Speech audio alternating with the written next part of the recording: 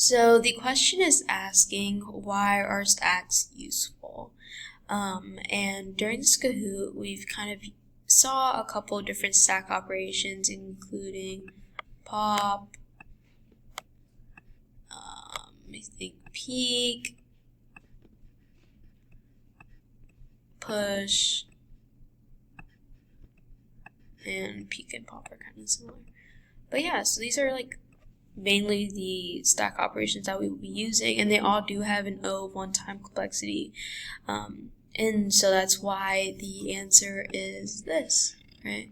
And when you kind of think about the differences between how you access, insert, delete, using stacks compared to using linked lists, right? You have to traverse to a linked list in order to delete and insert things, whereas for stacks, there's only one way to do so, so it kind of takes away that confusion or error that you may experience. So yeah, that's why stacks are useful.